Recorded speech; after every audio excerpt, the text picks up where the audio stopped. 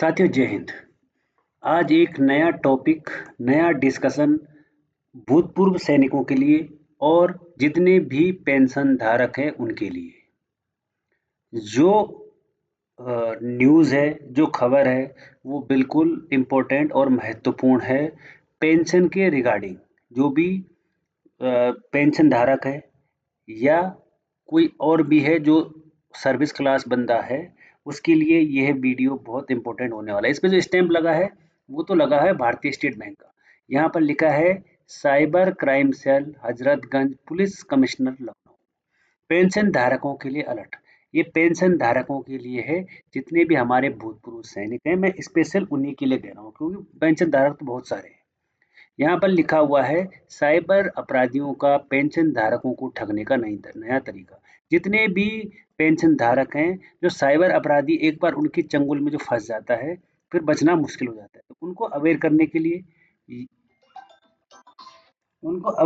के लिए ये चीज निकाली है कि भाई कैसे इनसे बचा जाए। तो मैं शुरू करता हूँ बिना किसी देरी के। और अगर आपने चैनल को लाइक शेयर और सब्सक्राइब नहीं किया है तो सबसे पहले लाइक शेयर और सब्सक्राइब जरूर कीजिएगा। शुरू करता हूँ। यहाँ पर लिखा हुआ है आजकल साइबर अपराधियों द्वारा पेंशन धारकों को जीवन प्रमाण पत्र ऑनलाइन अपडेट करने के लिए कॉल आ रहे हैं।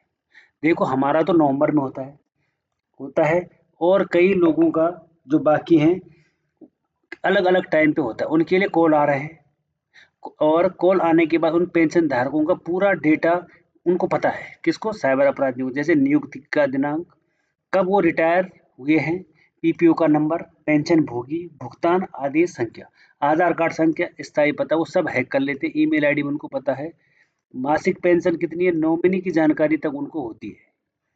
वे उन्हें इस पूरे डेटा के साथ कॉल करते हैं ताकि पेंशन धारक को यह विश्वास दिलाया जा सके कि वे पेंशन निदेशालय से बोल रहे हैं, कि भाई वो जो पेंशन निदेशालय है या वो प्रयागराज से बोल रहा है या वो कहीं और जगह से बोल रहा है। अगर कोई भी डिफेंस पर्सन या सिविल डिफेंस का व्यक्ति है वो उसका पूरा डाटा अपने उसमें हैक कर लेता है और तब वो ये चीज़ें बताता है। लिखा है कि वे पेंशन धारकों का पूरा डेटा बताते हुए उनका जीवन प्रमाण पत्र अपडेट करने हेतु ओटीपी साझा करने के लिए कहते हैं। एक बार जब पेंशन धारक फोन पर आए हुए ओटीपी को साझा कर देते हैं तो जालसाजों को पेंशन धारक के बैंक खाते का डायरेक्ट एक्सेस कंट्रोल मिल जाता है। जैसे आपने बताया ओटीपी कि मैं प्रयागराज से बोल रहा हूँ, मैं बैंक से बोल रहा हूँ, कोई किसी के लिए फ़ोन नहीं करता है, मैंने आपको बता दिया है। तुरंत दूसरे फर्जी बैंक खातों या वॉलेट में स्थानांतरित कर देता है। जितनी भी राशि होगी खाते में वो दूसरे खाते में चली जाती है। इसलिए जागरूक रहें।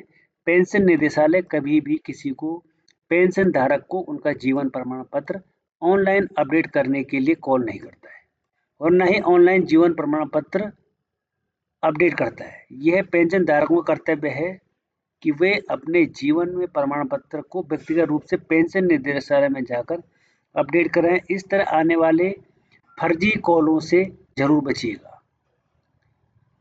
साइबर क्राइम ये हजरतगंज लखनऊ को सूचित करें अगर कोई ऐसी समस्या होती है।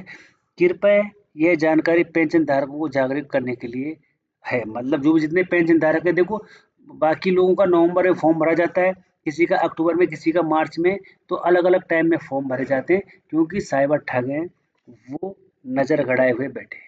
तो इसलिए ये तब मेरे को ये वीडियो बनाना पड़ा क्योंकि कल ही हमारे एक शहर में एक आदमी, वो सिविल डिफेंस में था वो, तो उसने अप्रैल या अभी उसने भरना है फॉर्म मार्च में शायद उनका, तो उसके लिए कॉल आना शुरू हो गया था।